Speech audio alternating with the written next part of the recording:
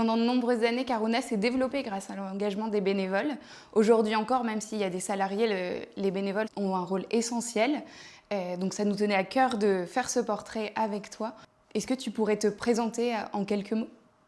Oui, alors j'ai 57 ans, je suis enseignante de méditation de pleine conscience. Et je suis aussi également thérapeute en shiatsu.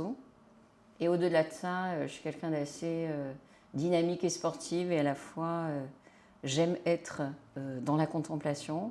Et est-ce que tu peux nous raconter le moment où tu as croisé la route de Mathieu ? Alors suite à un événement tragique dans ma vie, c'est pour ça en fait que je me suis engagée en tant que bénévole. Je suis allée assister aux enseignements du Dalai Lama. C'est de cette manière que j'ai rencontré Mathieu en étant donatrice pour commencer. Est-ce que tu peux nous expliquer ce que tu fais un peu pour Karuna ? J'ai été la première présidente, je crois, de Karuna Setchen dans sa structure. Et puis après, je me suis vraiment concentrée sur la coordination de l'agenda de Mathieu. Il y a des périodes qui sont quand même relativement calmes, notamment lorsqu'il est au départ et en retraite. Il y a d'autres périodes qui sont très agitées, comme par exemple quand il y a l'organisation de conférences, surtout la promotion d'un livre. Ce qui me motive, c'est vraiment de soulager Mathieu pour qu'il soit débarrassé un peu de toutes ces tâches matérielles. C'est extrêmement agréable de travailler avec lui et surtout on rit énormément. Et ça c'est très très important pour moi. Bonjour Morgane, est-ce que tu peux commencer par te présenter en quelques mots ? Je m'appelle Morgane, j'ai 27 ans. Je connais Karuna depuis 2019 où j'ai commencé en tant que stagiaire et puis après je suis revenue au fur et à mesure du temps à différents postes. Et voilà, aujourd'hui je suis bénévole. Je suis passée par plusieurs postes chez Karuna. J'ai commencé en communication et justement stratégie de récolte de fonds comme toi. Et donc là, c'était plutôt des missions de communication. Et puis après, j'ai basculé au centre des philanthropes. C'était passionnant, notamment autour des legs et de justement comment est-ce qu'on nourrissait ce lien avec nos philanthropes de cœur. Qu'est-ce qui aujourd'hui encore te donne envie de continuer à offrir de ton temps pour Karuna ? C'est vraiment de travailler pour Mathieu, quelque part d'être un peu à son service. Et puis la deuxième chose, c'est d'être en relation avec toute une multitude de personnes qui ont des personnalités différentes. Voilà. Et puis le troisième point, évidemment, c'est le terrain. C'est toutes les actions que mène Karuna sur le terrain, que ce soit aussi bien au Népal et en Inde.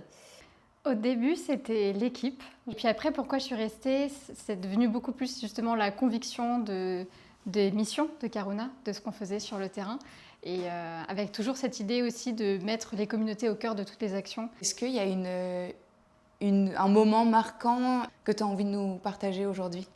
Ce qui m'avait marqué au Népal, c'est d'arriver dans une école avec les enfants qui étaient tous en rang et qui avaient préparé des chants pour nous, des colliers. Tous ces enfants qui couraient partout, qui étaient très joyeux et toutes ces femmes indiennes magnifiques habillées en sari de toutes les couleurs, c'est vraiment une image que je retiens. Et ça m'avait vraiment beaucoup émue. Voilà, même quand j'y repense maintenant, je suis aussi touchée. Et j'étais aussi allée en Inde, à Bodh Gaya, qui est un endroit très sacré puisque c'est là où le Bouddha a atteint l'éveil. Et dans la région, en fait, on a énormément de projets. Et ce qui m'avait marqué, ce sont les kitchen gardens, c'est-à-dire la possibilité que Karuna a donnée aux familles de pouvoir avoir leur propre potager, voilà, pour avoir des bons fruits et des légumes. On a eu la chance d'aller dans la Ruby Valley. J'arrivais un peu avec toute ma naïveté. C'était un des premiers voyages terrain de Javed, qui est donc directeur des programmes maintenant. On était justement en train de rencontrer les communautés, on était tous en cercle et il ne s'était pas encore présenté. Et c'était aussi sa manière de regarder un peu les interactions entre les autres salariés de Karuna et justement les membres des communautés. Et là, Javed m'a regardé en me disant « Est-ce que tu as remarqué ça, ça, ça, ça et ça ?» En fait, il avait une expertise du terrain et donc de pouvoir voir aussi vraiment cette exigence et ce professionnalisme sur le terrain, ça m'a encore une fois convaincue du travail vraiment hyper professionnel que fait Karuna. Et selon toi, qu'est-ce qui relie toutes les personnes de Karuna entre elles ? C'est l'enthousiasme des personnes.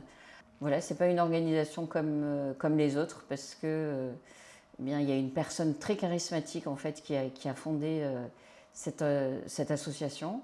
Ça, c'est la première chose. Et la deuxième chose, il y a vraiment aussi un sentiment d'appartenir à une famille quand on est dans Karuna.